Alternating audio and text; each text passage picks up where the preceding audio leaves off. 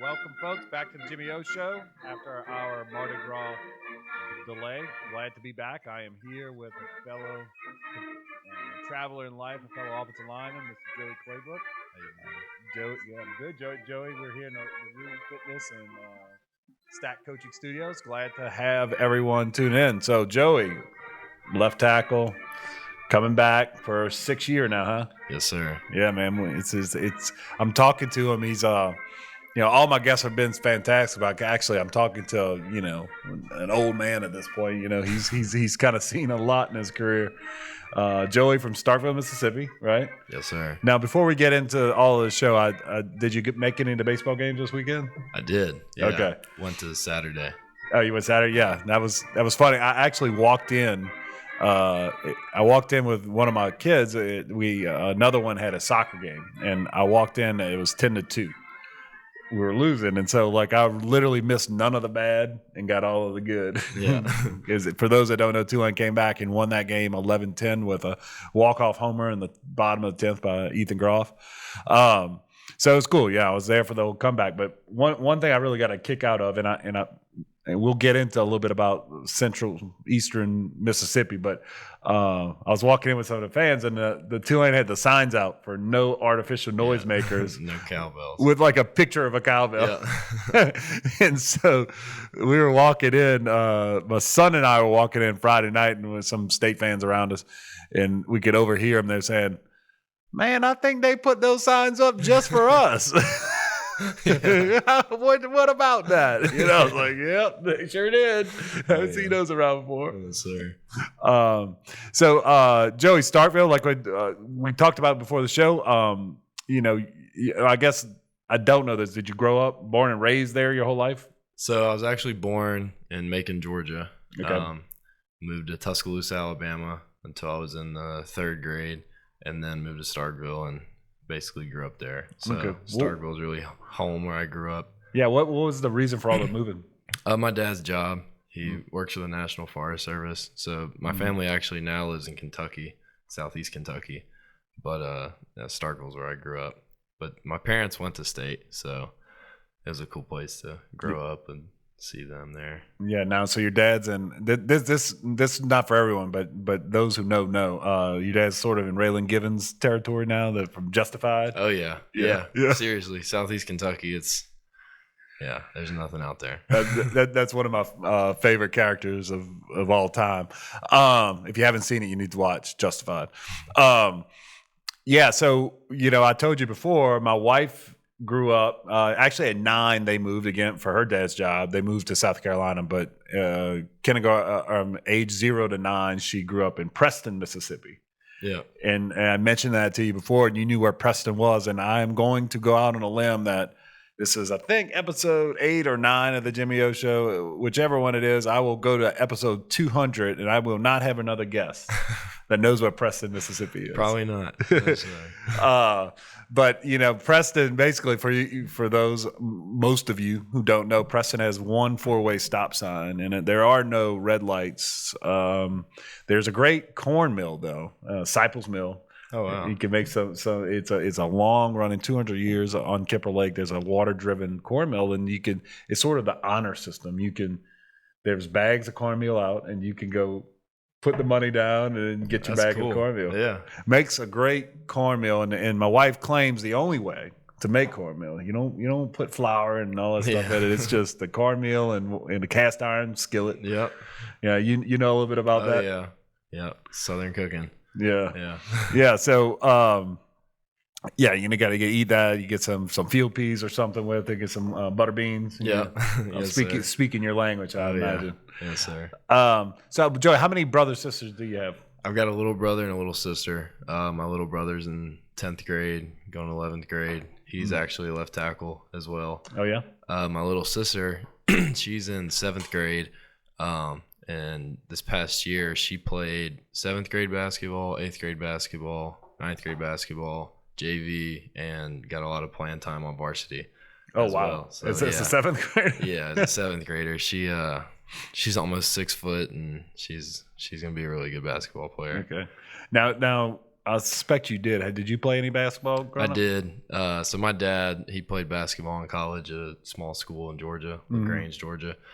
So that was my first, real sport, and he really pushed me to play basketball. And I think it helped a lot with football. But I played a lot of basketball growing up and kind of moved away from it.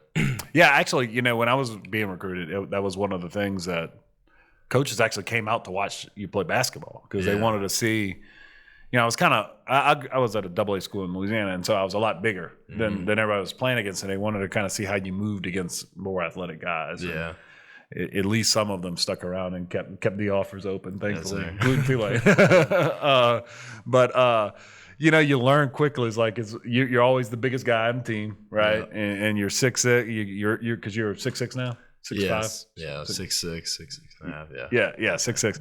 And so, that's really tall for high school, but as a 5, as a center, 6'6", that's not big, right? Yeah, or it's not tall at least. So my high school was pretty good at all the sports. So I got to about 9th grade, and we brought a kid in that was 6'11" in the 9th grade. Okay. And I figured out pretty quick that I was going to have to play something different than center. Yeah. So kind of worked my way out of basketball and stuck with football. So did you play football 9th, 10th, 11th, 12th, or did you actually start football later? No, I've always played football. Oh, okay. Basketball I stopped in the 9th grade and just stuck with football. Okay. Yeah. And Starkville High, did y'all win any championships during your time there? I thought y'all did. Yes, sir. In 2015, we won the state championship. Beat Petal High School. And we had somebody from Petal. We got 2 from Petal right now. Yeah, There's receivers, Fat and Deuce. Oh, that's right. Okay, I knew somebody on the roster. And we had Stephon Hutterson. He went to McNeese. Was there. Yeah. Okay. He was actually on that team that I played. We were in the same class. Yeah. Yeah, he's a good running back. He is. Stephon was never the flashiest guy of all the running backs we had, but it's like, what was that year? The COVID year, he was just ended up being a bell cow. Yes, sir. Had his best year for us. And so, that's so cool that, and it's crazy. And you actually have some perspective now because you've been out 6 years.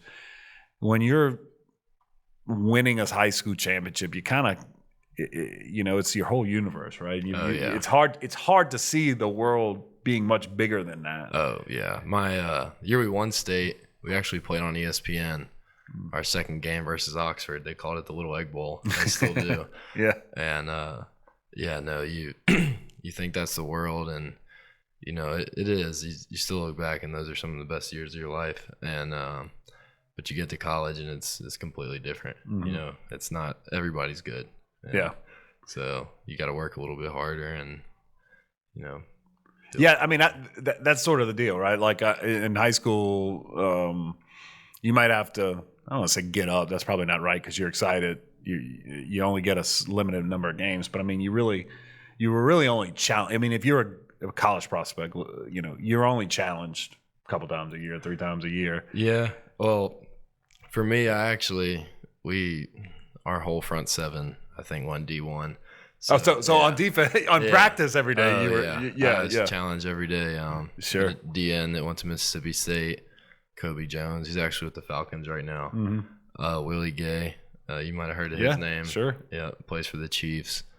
He was actually in my class. But no, we had a lot of talent on those teams. Yeah, the Friday night was a breeze after. Oh yeah, after those practices. Yeah, yes sir. It was. Yeah. Yeah, I was ready to give you all the credit for your state championship run, and it turns out you had a D1 front 7. So I don't know. Yeah. And AJ Brown is Titans receiver. He was on that team.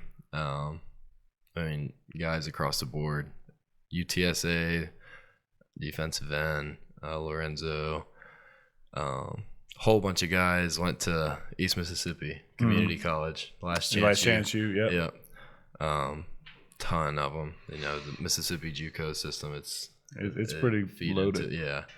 Now, Nick went to Jones. Yeah, Nick went to Jones, right? And so did Fat and Deuce. They were Jones as well. Yeah. It was funny. Charlotte, my wife's uncle was this 30-year state legislator in Mississippi, Cecil Simmons, and they were in for the state game, and we talked for about 20 minutes about East Mississippi and scuba. Yeah, he goes there. I mean, other people go to Starkville, other people go to Oxford. He likes watching the game, the East Mississippi games. County. Yeah, yes, sir. Yeah, no, they're fun. We grew up going to them.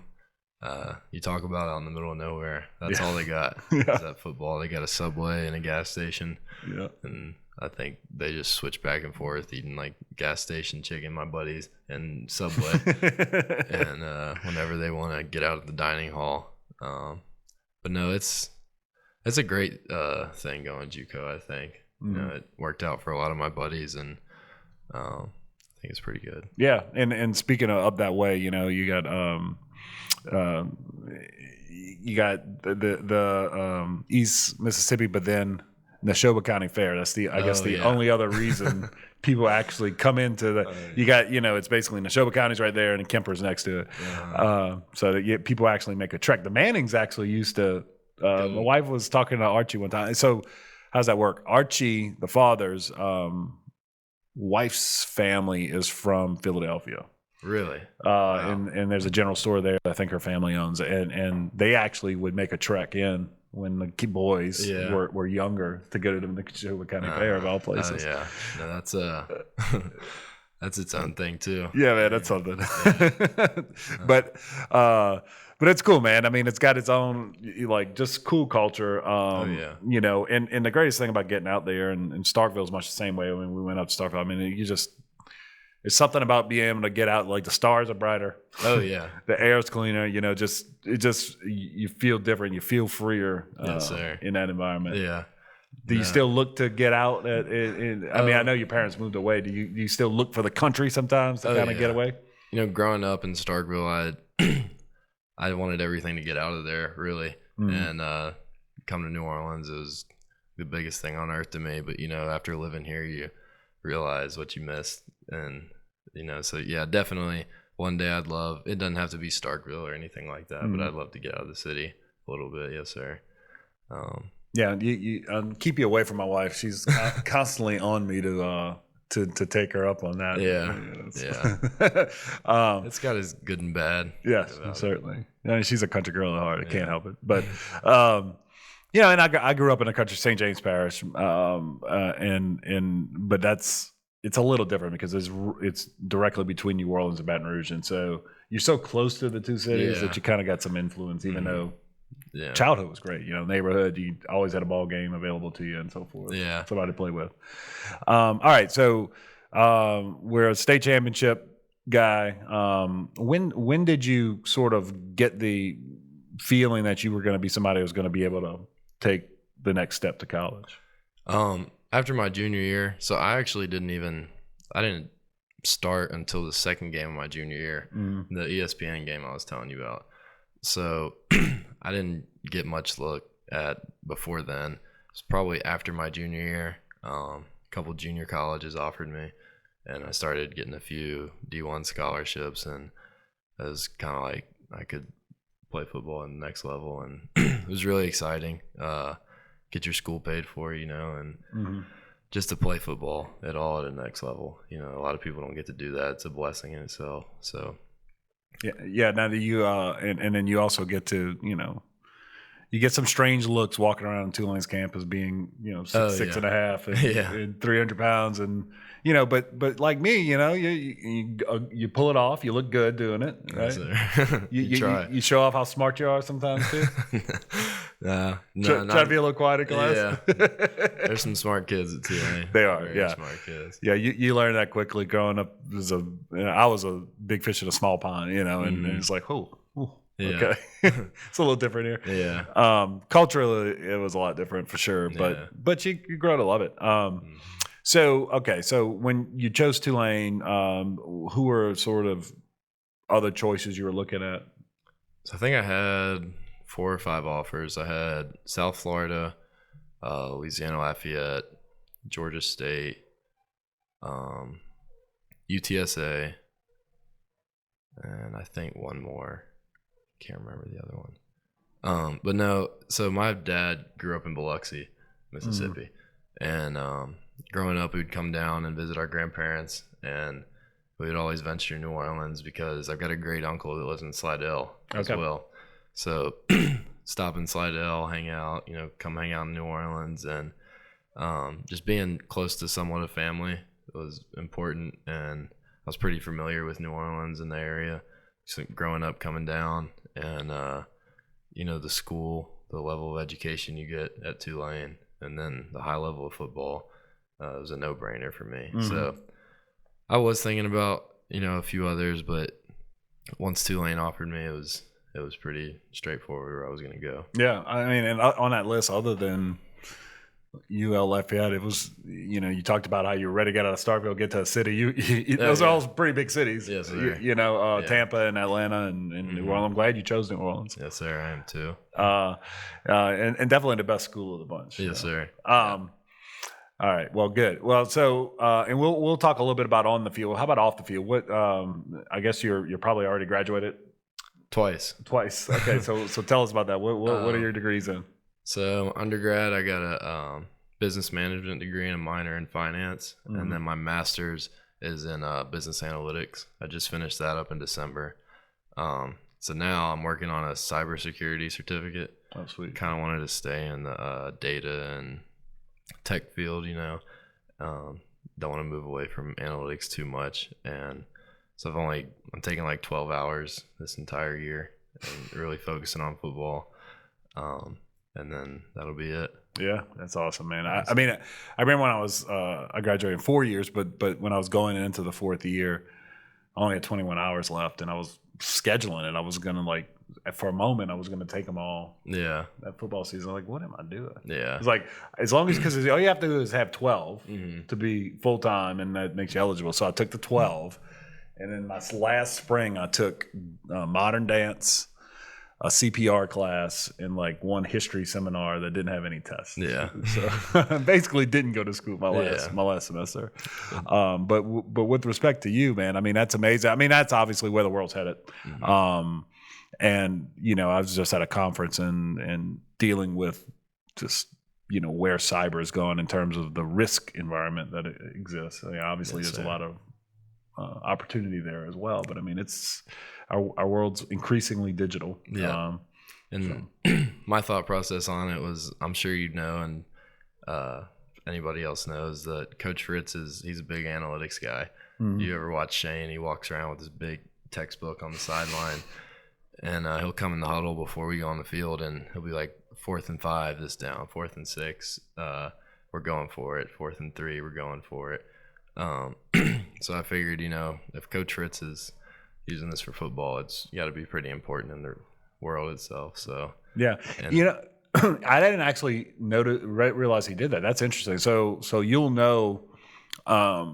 So sometimes he'll tell you. I mean, like if it's a timeout or something before a third down play, all right, guys. Yeah. If it's 4th and 3, we're going for it here. So you kind of know going in the play before. Yeah. Well, he'll start situationally. He'll normally do it on a series, and it might come to that too. Like before a series, it'll be like 4th and 3 or less. We're going for it, or whatever it is for what the book says for that. So that's it's pretty interesting. Yeah, one thing I noticed with Coach Fritz, I mean, he tends to, and I don't know if it's a matter of, and you can tell us, he gives you guys a lot of rope. In other words, he trusts you guys to act like men. Oh yeah, yes sir. And carry yourself, and I guess as long as you don't abuse that. Oh yeah, he continues to give you that respect. Yes sir. No, Coach Rich is a great guy. I've loved playing for him, and he really respects everybody in the program. And he does let us do what we want as long as it's smart, And no, he prides himself too on recruiting good guys, and our team is really truly full of a bunch of great dudes, and treat everybody with respect. I really believe that. So it's a good program to be around. Now, is it something where you got to kind of earn it to a degree, or is it like everybody starts with a clean slate and you get the rope and you almost have to disearn it? In other words, he reins you in a little bit if you kind of step out of line. Oh yeah, he'll let you know. There's no doubt about that. But he really is truly caring about every one of his players, and he'll talk to anybody for as long as he needs to. So he's a great guy to play for. Sure. Your boy Tuggle, another Mississippi tackle. You didn't have to, keep him in line a little bit. No, Tuggle's quiet. He's from Mize, Mississippi. So people think that I'm from a small town. No, Mize is. There's nothing in Mize. Yes, Starkville's actually has a decent amount of like shops and everything. Oh yeah. It's a for Mississippi, it's a decent sized place, but it is college town. It obviously. is. Yeah, it's a true college town. If Mississippi State wasn't there, I don't know if the town would how booming it would be. Right. So how about him? And we're going to talk about your injury, but he missed all of this year with injury. How's Trey coming along? He's doing really well. He's flexible guy. Like he plays all positions. Very positive kid. Really strong. He's got that country strong. I'm sure you've seen that before. But no, he's a great great player, great dude. He's doing really well. And we're now back on the field. Is he able to practice contact? Yes, sir. I think he started a little bit last year. He had a weird injury, like a foot injury. And it set him out for, like you said, the year. And but no, he's back full go. Good. And so in terms of so now we've started spring ball. How in our new offensive line coach, I forget his name. Nagavi. Coach Nagavi. Coach Nagavi came from Georgia State. He did. And we had Coach Wade briefly. Yeah. And he went off to be closer to his wife's home area. Yeah. But Coach Nagavi, how's it been? I mean, he's only been around a couple weeks, I think. 6 days, I think. 6 days, yeah. He's a really positive guy too. He brings great energy.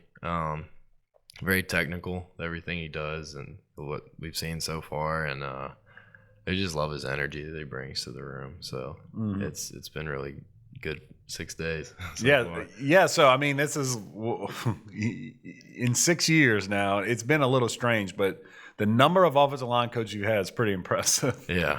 Because let's see, it's six. This is six. Yeah. So who was before Coach Kennedy? Atkins. Right. Alex Atkins, who I think is now the offensive coordinator of Florida State. Yes, sir. Yeah. So Coach Atkins was a great dude, right? He was fun. We had Coach Atkins, Coach Kennedy, Coach Barnett, Coach Watt, Coach Wade, and now Coach Nagavi. Yeah. And so I will leave Coach Nagavi out of it because he's only 6 days in the job. He hadn't yet. Which was your favorite of the group? I can't say I had a favorite. They're probably not going to watch. Yeah. You can be honest. I mean, there's only so many different ways to play offensive line, you know. I mean, you can make it as hard as you want or as easy as you want to learn how to block somebody or scheme, and right. So it's each one of them. I've taken bits and pieces of each one of them, and it's been cool to see just how like all these different styles of coaching and different techniques, and I think it's going to be good for us this year. So we've got as you know, we've got a pretty mature room of guys now. So I think it'll be good having all those coaches. Yeah. Well, I mean, and part of the challenge with all the turnover is that you could end up with a lot of change of terminology or preferences in terms of a scheme. But has it been more or less consistent with what you're familiar with? I mean, you've kind of seen it all now. So. Yeah. It's terminology can change. But like I said, there's only so many different ways to block. Yeah. And so Tulane's filled with a bunch of smart guys. We're a smart football team, so terminology does change. We pick it up pretty quick, and we dedicate ourselves to make sure we learn that terminology. So yeah, am I correct now that I'm thinking now through the lineup? Will Laws did come back, right? Yes, he did. Another Mississippi guy. One thing I always notice, both Tariq's become a really versatile and talented tight end. He's probably a guy who I'd imagine get a chance on Sundays. But one thing I thought Will really brought, just watching as a fan, is Will's almost like a 6 offensive lineman. Oh yeah, in terms of run blocking game, right? Yeah, no, he'll put his nose in there and block. It's awesome having Will and playing next to him. We came in the same class, so it's his 6th year too. But no, he's not afraid to block. Yeah. He's not. I mean, there were times where you could see the difference. I mean, when he came in, it was go time in terms of helping set an edge offensively, and some of the combo blocks you and he would make, and we had some pretty good runs in there. In terms of where we're lining up now, I mean, people are bouncing around, but who's at least sort of looking to fill the void left by Corey at this point? Everybody's, all of us can play every position. Some of us will stick to tackle, but we can both play left and right. Same with the guards. So we bounce around, and there's nowhere near, we're nowhere near a set line at all yet. So sure. You've stayed at tackle though? Yes, I have. So I played right my first 2 or 3 years and switched to left, and it's you got to be able to do it all, especially if you want to play next level. They're going to expect you to. Yeah, no, it's you have the prototypical tackle build, but I mean, there's a lot of guys on Sundays that have that tackle build who are actually playing inside now. You just never know. Yeah, but right now, I mean, I'm trying to think through. Sincere's obviously going to stay at center, almost certainly, and then you're very likely going to stay out at left tackle. Trey's back. You got Ra Green. Is he kind of playing both right now? Yeah, he's sticking to right too. He's sticking to right tackle at the moment. Yeah, and he can play both. You got Josh Remitich is out there. Remitich, Jackson Fort, Caleb Thomas. We got a new tackle, Sully, Hudson Little. Oh, that's right. He's playing with you. He's practicing with you guys. Yes, sir. Sully Burns, Joseph Solomon. And we play them all. You learn to play them all, and if you really study offensive line and look at the different blocks, I mean, you might be changing positions, but you're really doing the same thing in like run blocking wise and the angles. And, it's so. Yeah, you're either the front side, any kind of combo. You're either front or back side, and like your initial punch and leave technique or your takeover technique's all going to be the same. So once you learn it, you can do them all if you really commit to it. So yes, sir. Yeah, I found that playing guard, I played it so poorly. I wasn't good enough at tackle, so they was like, well, let's try you at guard. I was so bad at poor. I was like, are you worse here? So they put me back out. But the one big difference is that the contact comes so much quicker at guard. But, I found, and you tell me if this is just I'm being silly, but, like you said, run blocking is kind of very similar to both sides. And I also feel like your run blocking technique, once you have it, you can get stronger and you can learn to play with better leverage, and that'll make you a better run blocker. But there's less variance in terms of play by play in terms of your performance. In other words, you're either a good run blocker or you're a bad run blocker, and maybe you get better year over year, but play to play, it's kind of the same. Whereas to me, pass blocking had a much more mental component to it from a confidence standpoint. No doubt. You get beat a couple times, and it gets in your head. Yep. Right, and then now you maybe short setting, or you're not punching at the right time. You're getting a weak punch on, or whatever. Like a guy beat you a couple times, and now all of a sudden, yes, sir. It's almost like a golf swing. It's like now you're having all these swing thoughts when you're hitting. And yes, sir. No, there's definitely an art to pass blocking. Whereas run blocking, you have a good enough mindset that you're going to blow the guy off the ball in front of you. 9 times out of 10, you will if you put your mind to it. But yeah, pass blocking, it's like you said, confidence it's very important. You study the guys now in the NFL and college guys that are really good at it. They're always like changing up their sets on defensive ends, because as you know, defensive ends, they're just getting more and more athletic by the day. Right. So you really got to change up how you're attacking those guys in pass blocking, and it is a confidence thing. It really is. Yeah, and you can watch film on them now. One difference y'all had, we used to have to we would get like VHS tapes of cut-ups. Yeah. Have a few games or whatever, and like I lived with some other offensive linemen. We would just sit you could sit in the living room and watch games together. That's awesome. But now, y'all can get like every single play, clips of every play that these guys have played, and watch it on an iPad, Yeah. or watch it on a laptop, or whatever. Phone, laptop, whatever you got. Yeah. Now, of course, they could do that to you, but there's only so much they're going to get from watching offensive lineman. I mean, like you said, like, oh, he has a tendency to use a short set to sort of throw off time and whatever. But like, there's only so many things you can do in a passing down. You're either going to take your standard set, you're going to short set. I mean, there ain't a whole bunch. Everything else is kind of dictated by him. Mm-hmm. Yes, sir. And what you really try to do is make sure you dictate the set. That's important too, or dictate the rep. That's really important as well. Yeah. It's a good feeling though when you're in a good place, pass block, in terms of like when you're feeling athletic, when you're feeling quick. Yeah, it's a good feeling. It's kind of like no matter what you come with, dude, you ain't coming like close. The pocket's gonna be clean. Yes, sir, no doubt. So you've seen a lot over the career. One thing I think people may not realize is, this past season you were coming off of a torn ACL, your left. It wasn't a ACL, as my kneecap wouldn't stay in place. Oh, okay, so that's right. MPFL, I think you call it.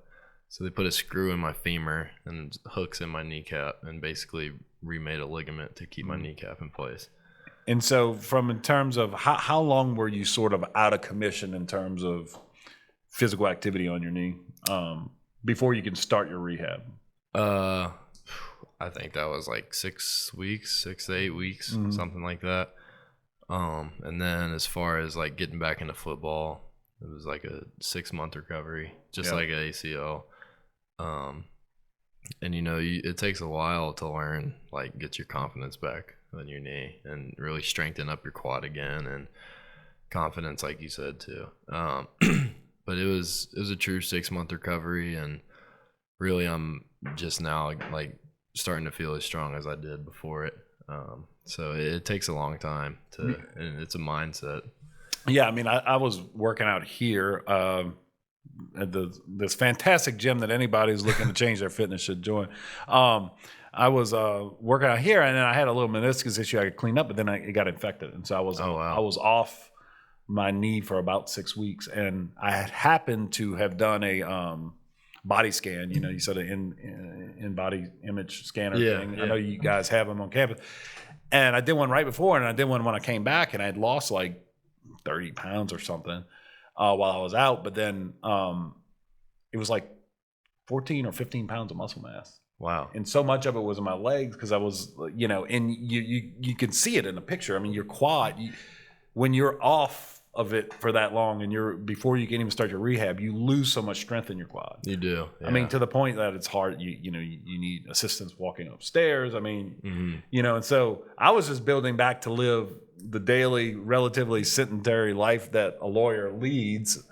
You're having to get back to the point that you can compete against some of the best athletes on earth. Yes, sir. Yeah. Right. So I mean, it makes perfect sense that it's a 6-month full recovery for it, and then your recovery last year was complicated by the fact that Tulane's got a great facility for rehabbing. The hotel in Birmingham does not. Yes, sir. Yeah. Right. No, there's definitely some adversity there, but you're always going to face that in life. So sure, you got to find a way to make it work. Yeah. Did you feel like your season got off to a slower start as a result? I mean, you coming off the injury.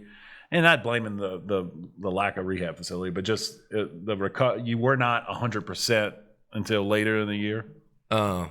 Or at all? Yeah, I mean, I don't like to blame it on that. I would say it was more of my confidence, just getting my confidence back in my knee. Sitting down a bull rush or, planning off of it back on an inside move. So it takes a long time to, you might get all the strength back, but you're still... that feeling of getting rolled up on, or I'm sure you felt that before. It's not a good feeling. So no, you just got to trust it, and it takes time to really trust it. Well, and then you're putting yourself back in the same place you were when you got hurt, and you got to, and there's something in the back of your mind, wondering if it's going to go again. I mean, because a lot of what you're doing, particularly say you got a speed rush or whatever, you're getting out quickly. I mean, you're supporting a lot of your load on that joint, Yes, you sir. know, and Yeah. take in the impact and all that. And so how did it get hurt? What type of play was it? It was you know? in 2020 versus Houston. It was just inside zone to the left, and somebody came in and made a tackle and just basically rolled up on it. And I'd had it happen before. Mm-hmm. I had it happen to both knees in 2018 versus East Carolina, my redshirt freshman year. Mm-hmm. Sat out for a drive, came back in, and then at the end of the game, it happened to the other knee. And then kind of just from getting rolled up. One was getting rolled up on, and the other one it just kind of gave out. And then rehabbed that really hard. Didn't happen again for 2.5 years, and then at Houston it happened again. I got rolled up on pretty good and sat out for 2 weeks.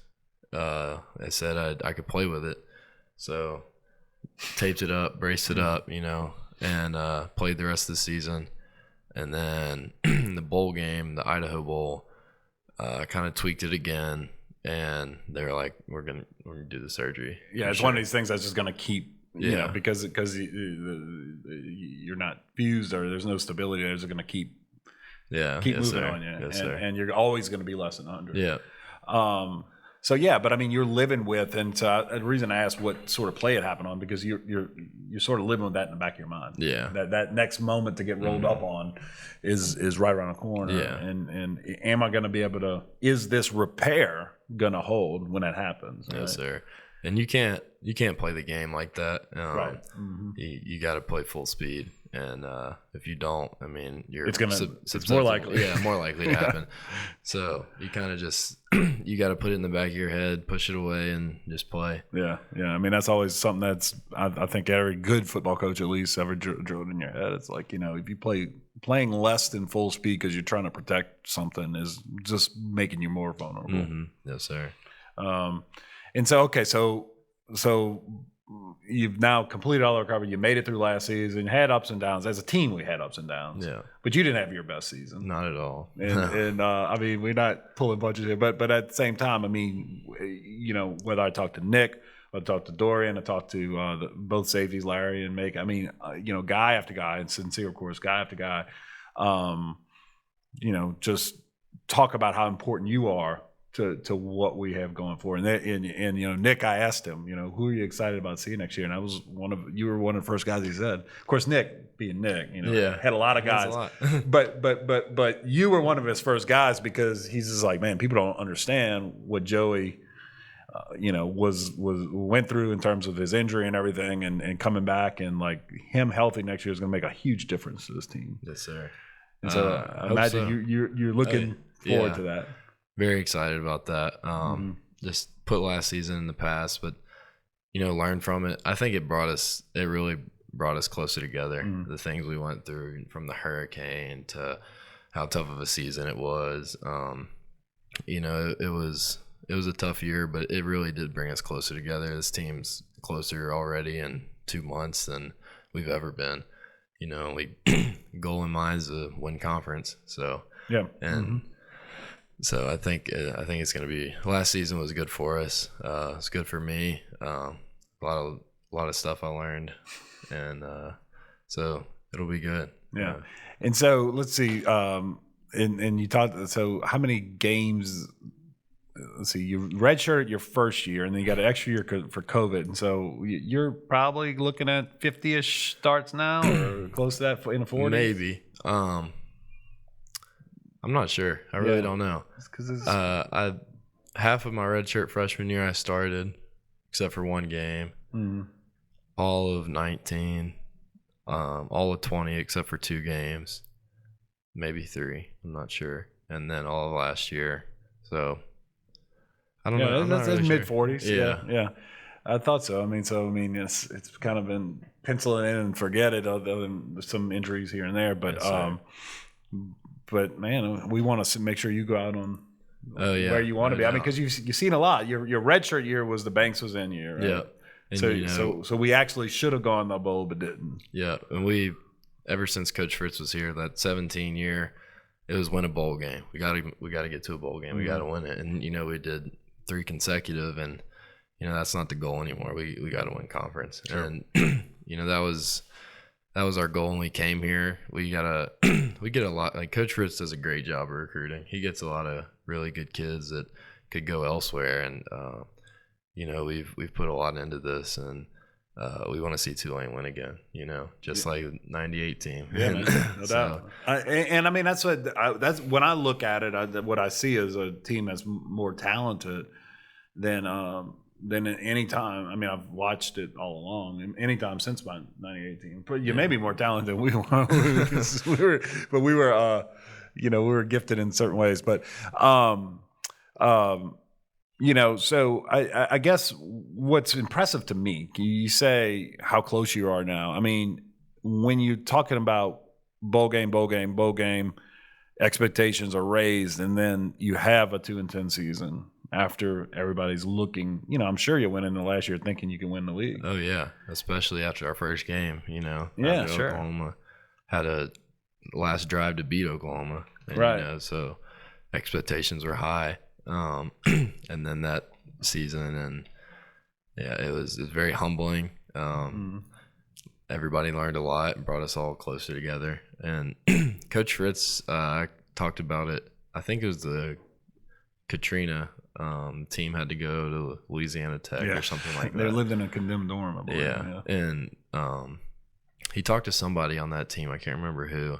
But he said, that brought them closer together than ever, and so we really learned from it. And like I said, we're closer than ever. Yeah, well, and that's one of those things that sort of adversity can either make you closer together, which you hope for, or it could just completely tear apart a weaker team. Is there any 1 or 2 things you give credit to for the fact that we got the good result, that you guys actually have developed a closer bond through it? Is it just the nature, character of the guys? Is it, Coach Fritz's leadership? Is it a little bit all, I think this year, the character and leadership has definitely taken a step forward than we've ever had before. Because like you've seen it and everybody's seen it, the coaching changes we've had over the years, it can make it hard to rely on a coach, and so it's really, last year made us really close, and this year has made us really close, like just the goal that we have in mind and what we're working towards every day. So I would say that just the leadership that we've had on this team so far is really and so you got veterans like you leading. I suspect, Joey, you're one of these quiet lead by example types. I don't speak a lot. I'd rather lead by example. And I don't have much to say all the time. When it needs to be said, I do say it. But I don't. I probably need to do more, speaking up. But we've got some great vocal leaders, and you've had them all in here: Sincere, Nick. I've had 3 of your captains, right? Yeah. I mean, Nick, Dorian, and Sincere are kind of just exceptional leader types. Tajay was here. Tajay's a little bit more like you. Like he's a little bit quieter. Yeah, he's my buddy. Me and Tajay get along real well. Yeah, he's awesome. Yeah. He's from a little town in Louisiana. Yeah, Ponchatoula is a little. It's not that different where I grew up. Yeah. And then I've had Larry and Macon. Now Macon grew up closest to me. He's a character. Yeah. Although he kept it reserved on the show, and then Larry's just a nice guy, another veteran leader. Yeah. So I mean, you kind of got a great core. I need to get Mike on here, but Mike wants others to get the shine. So we'll get to him, but I want to get him, and I want to get I got to get Jaden Kennedy on here. I imagine he might be a little bit of a character. Yeah, probably as a Florida boy. Yeah. If I know anything about those Florida guys from the guys I played with, they like to talk. So that should be interesting. Yes, sir. But let's talk about some other guys. Let's some of the guys you played against. Who are I mean, you've played, like I said, mid-40s games in the American and elsewhere. Who are some of the toughest guys you've lined up against? No doubt to me, Cam Sample. Yeah. I mean, we came in the same class, and he's always naturally strong, naturally really fast, really twitchy. But his last year here, he stepped it up a whole another notch. He was the MVP of the Senior Bowl for the week of practice and the game. He's took a ton of snaps for the Bengals this year. They went to a Super Bowl. But just his drive and like he was always active. He took it to a whole nother level that last year he was here. So it's always easy for me to say him. Patrick Johnson as well. He's kind of turning into outside linebacker now for the Eagles. Mm-hmm. But I've played, like you said, I've played some elite talent, defensive ends. Quincy Roche at Temple. I'm sure you remember that game. Yeah, sure. That wasn't a fun game. Not a fun game at all. I didn't know that was you though. Yeah, I know. You had a good game against us. This year we played 4 defensive ends that just ran, I think, under a 4.6 in the 40. Nick Benito from Oklahoma. Benito is a hell of a pass rusher. Yeah, he's very fast. He's a great pass rusher. The other DN they had is like Isaiah Thomas or something like that. Ole Miss defensive end. I forget his name. I think Sam Williams. Single digit guy? Yeah. Who else? I think there was one more. Cincinnati, Sanders. Yeah. So, we Who play was wreaking havoc against Bama in the playoffs. He was. Played some elite DNs and linebackers. Tulsa's linebacker a few years ago. Xavier Collins. Yeah. Xavier Collins. But no, it's a lot of I mean, I don't know about you. I mean, is it the you got the guys who are pure speed guys, right? And it's tough because they make you commit so early and they can quickly turn the corner. At the same time, I'd probably prefer that over a Cam Sample who has quickness, who has speed, but he can also line up on your nose and beat you in or out. He can beat you on any run play. He could just do everything. And make it really uncomfortable for you when they line up over your nose. I mean, it's hard to set on them because of the two-way go and everything, and it's just. My preference would be to a quick guy because you can kind of run them past the quarterback a little bit. Yeah, no, that's why I say Cam because at any given time he can run right past you, or he can put his foot in the ground and bowl you, whatever you wanted. And his last year he really did that. So it's been fun to watch him grow and him and Pat. And I mean he's just a happy for him. Great kids too. Yeah. All right, man. So let's cover some important stuff now. I go up to see my wife's family, and there's always like some kind of, we on Sundays, there's gonna be some kind of roast, some rice and beans, or peas and beans and rice and cornbread. What sort of the country staple you love the most when you were as a kid? I love fried okra. Yeah, I love fried okra. I love my mom's green bean casserole. My mom, so it's kind of weird history here in my family. She's from New Jersey, so I didn't grow up eating, your stapled Southern food that, I did at my friend's house and, my dad's boss. And but I didn't really grow up eating that, the staple Southern food and until I started dating my girlfriend too. Where's she from? She's from Tuscaloosa, Alabama. Okay. Yes, sir. But no, so story on that. My uncle went to Alabama. His dream was to play football for Bear Bryant. So he walked on at Alabama. I think he played for Gene Stallings. And then my mom followed him. They wanted to get out of the North. So followed him down. They couldn't take the cold anymore. And she went to Mississippi State. My dad went to state after playing basketball for a few years. And that's where they met. And they've moved all across the Southeast and then made it back to Starkville. But yeah, I didn't grow up eating the normal Southern food, so I've obviously had it and all my buddies. And so mom's green beef casserole. But since you've come to New Orleans now, that's a whole different story. What are the reigning champs in terms of your favorite delicacies? I love a shrimp po' boy. You know.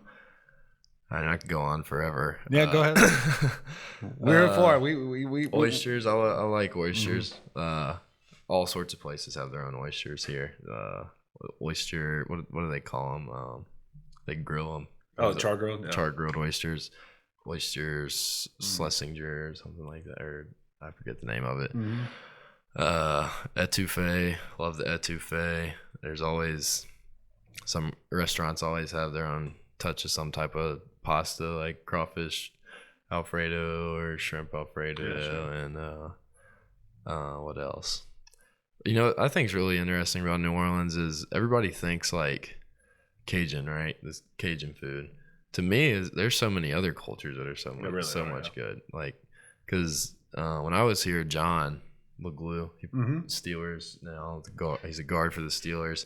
He's from Lafayette, so he would always bring back like boudin from Lafayette. Sure. I'm sure you've heard of. Is it Billy's? Billy's boudin. To me, that kind of stuff, that's like the real Cajun when you get out of New Orleans, and I'm sure you know that growing up here. But I'm really impressed with all the other foods. There's a deli that I love to go to, Stein's. Yeah, Stein's Deli. Love it. For sure. I love Stein's. Yeah, and you can, and that's a Philadelphia or something type of deli style deli. I mean, it's nothing to do with New Orleans, but it's really good. Some of the best bagels around. Yeah. We've done that for some of these early game tailgates. Really? Stein's? One of my crew members would go grab a bunch of Stein bagels, and I did ruin his table with the little portable camp grill I brought one time. So, that's a story for another time, but it's got molding now. Luckily, we didn't catch the quad on fire. But we grilled, just toast those bagels on that. And it was a good awesome deal. Some smoked salmon, Italian food's real good here. Have you been to Sophia? Yeah.